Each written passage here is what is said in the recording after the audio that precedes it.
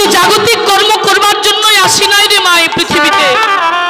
এই 84 লক্ষ জনম ভ্রমণ করিতে করিতে কত প্রার্থনা, কত সাধনা, কত স্তব, কত স্তুতি করতে হয়েছে এই দুর্লভ মানব জনম পেতে। যদি জীবিকা নির্বাহের কারণে আমাদেরকে কর্ম করতে হয়, কেউ চাকরি, কেউ ব্যবসা, কেউ দিনমজুরি, কেউ সংসারের কাজ করতে হয়, কিন্তু সংসার কর্ম করতে গিয়ে, জাগতিক কর্ম করতে গিয়ে যেন আমরা পারমার্থিক কর্মটা না ভুলে যাই। একটা কথা মনে করবেন, একটা কথা মনে রাখবেন, জীবনে যে প্রিয়জনের জন্য আপনি কঠোর পরিশ্রম করেছেন, আপনার স্ত্রী হোক, পুত্র কন্যাই হোক, আপনার যার জন্যই আপনি কঠোর পরিশ্রম করেছেন, সারাদিন পরিশ্রান্ত, ভগবানের ভজন করবার সময় পান নাই, একদিন ওই প্রিয়জনের কাছে আপনাকে অপ্রিয় হতে হবে, অপ্রিয় হতে হবে। ওই প্রিয়জন আপনাকে একদিন মনে রাখবে না। আপনি যে সন্তানের জন্য সারাদিন পরিশ্রম করছেন, যার সুখের জন্য সারাদিন খেটে মরছেন, আপনি আজই 10 দিন বিছানায় পড়ে থাকুন, প্রিয়জনের জন্য কোনো কর্ম না করতে পারেন, প্রিয়জনকে কিছু দিতে না পারেন, আপনার প্রিয়জন আপনার আর প্রিয় থাকবে না।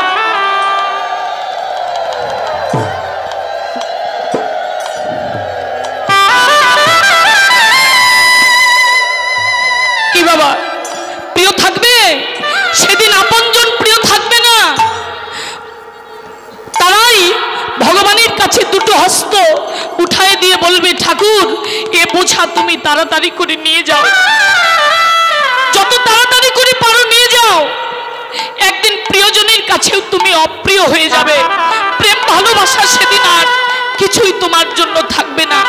আর এই জাগতিক কর্মের পাশাপাশি যদি আমরা একটু পারমার্থিক কর্ম করতে পারতাম, কত প্রিয়জনের গলা জড়িয়ে ধরে মনের কথাগুলো বলেছি, কত ভালোবাসা জনের গলাটা জড়িয়ে ধরে মনের কথা বলেছি, একদিন ঠাকুর ঘরে প্রবেশ করে ঠাকুরের কাছে কি বলেছি, স্বীকার করেছি, হে ভগবান তোমার ভজন করবার জন্য ভজন যজ্ঞা দেহ পেয়েছিলাম, তোমার ভজন যজ্ঞা আমাদের এই হৃদয় পেয়েছিলাম, দুটো হস্ত পেয়েছিলাম, তোমার চরণে একটা পুষ্পাঞ্জলি দিতে পারিনি, দুটি নয়ন পেয়েছিলাম, কোনোদিন গৌর বলে কাঁদতে পারিনি, একটি বদন পেয়েছিলাম, আমি তাই গৌর বলে ডাকতে পারিনি।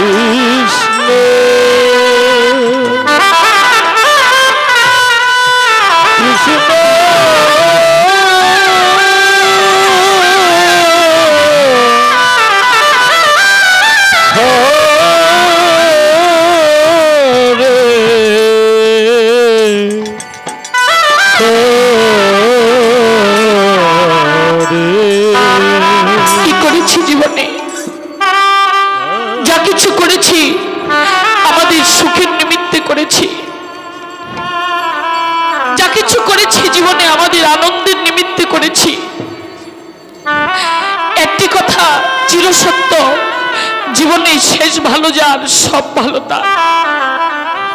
বাবা, শুধু জাগতিক জগতের কর্ম করে এখন অর্থ উপার্জন করে সুখে দিন কাটালাম, এই সুখটাই সুখ নয়, এই আনন্দটাই প্রকৃত আনন্দ নয়, এই শান্তিটাই প্রকৃত শান্তি নয় রে মা। জীবনের শেষ ভালো যার সব ভালো তার। অন্তত কোনো প্রিয়জনের কাছে যেন আমাকে অপ্রিয় না হতে হয়, কোনো প্রিয়জনের কাছে যেন আমাকে বোঝা না হতে হয়, কোনো প্রিয়জনের যেন আমার দুটো মন্দ কথা না শুনতে হয়। সেজন্য আমাদেরকে কর্ম করতে হবে। প্রত্যেকটা দিন আমার মামনিরা প্রত্যেক দিন নিদ্রা থেকে জেগে উঠে স্নান করে সংসারের কর্মটা সেরে স্নান করে রন্ধনশালায় যায় রন্ধন করতে, প্রিয়জনের সেবা দেওয়ার জন্য। কখনো কি ভেবেছেন তার পূর্বে আর একজন প্রিয়জন আমাদের আছে, তার সেবা করতে হবে? ঠাকুর ঘরে প্রবেশ করে অন্তত ঠাকুরের জন্য 10টা মিনিট, ভগবান বলেছেন সর্বধর্মান্ন পরিতেজং মমকম শরণাং ব্রজ। হে ব্রজবাসী, আমার জন্য অনেক সময় চাই না, যে যথামাং প্রবদন্তে তাং ততৈব ভজম মহম মম বর্তায়ন বর্তন্তে মনুষ্য পার্থ সর্বস্ব। আমি অনেক সময় চাই না, আমার জন্য যদি কিঞ্চিত সময় হয়, ভগবানের জন্য 10টা মিনিট প্রতিদিন মন্দিরে গিয়ে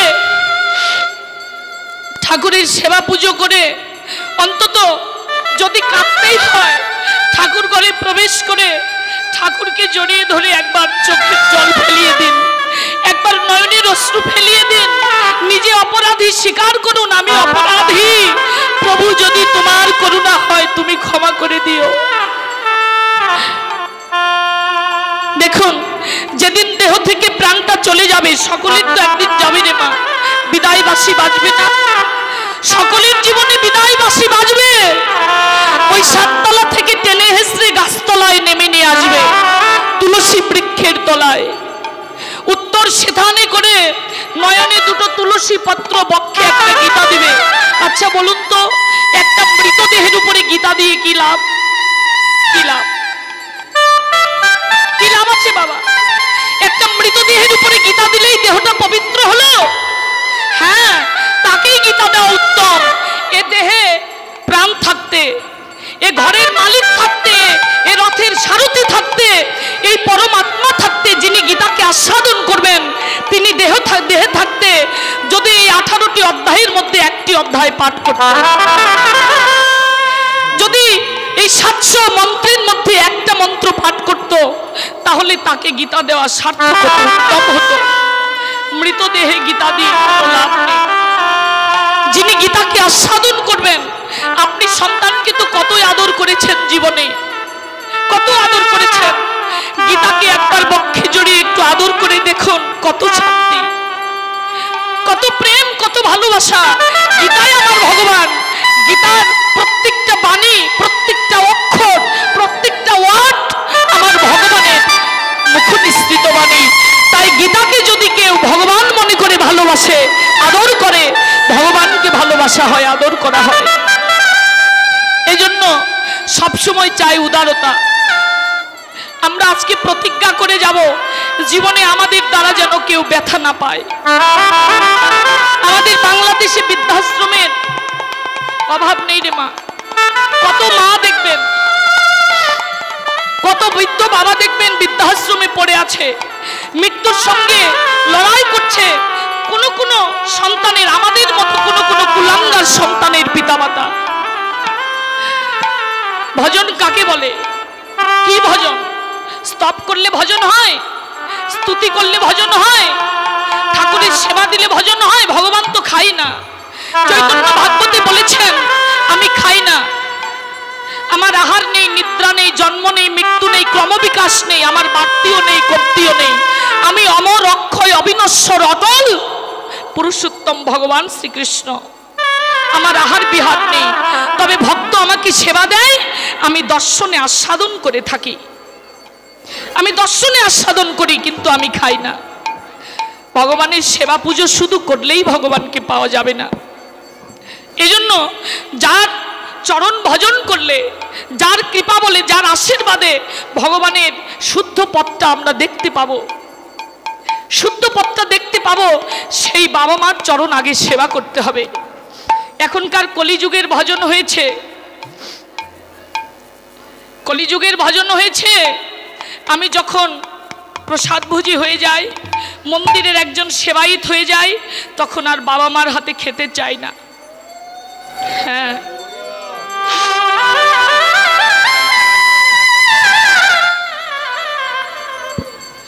তো রাধে রাধে।